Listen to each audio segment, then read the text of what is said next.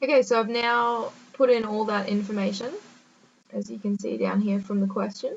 So we've got our accounts receivable for July, and then down here for the other months.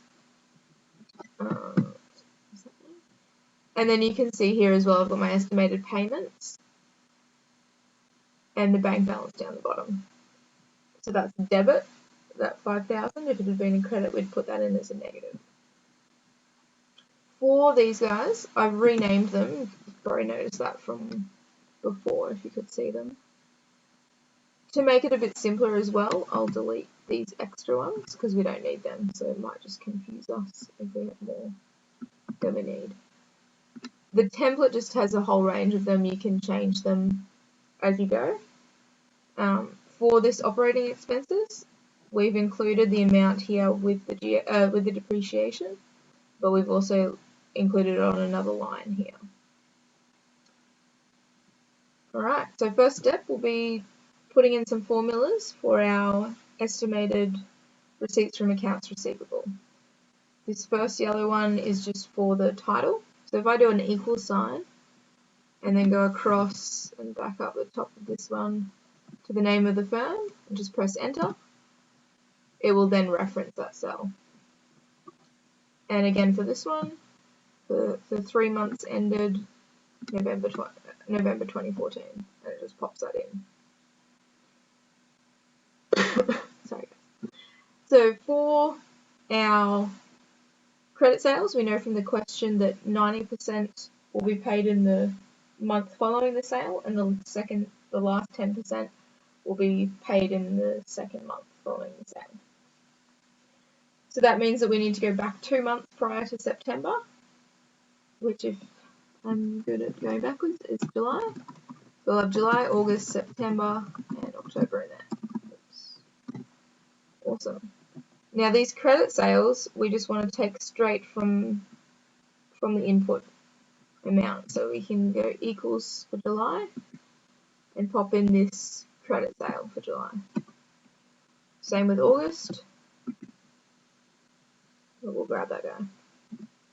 And this one for September. And finally, October. Alright. Now, if you guys remember from some of the formulas that we were doing when we were just doing our cash budget by hand and we had to do all these statements by hand, we were still using some formulas. So we'll use the same formula, but we'll reference it back to that input tab as well. So in September, we're expecting 10% of the July sales to come through because that's 2 months prior.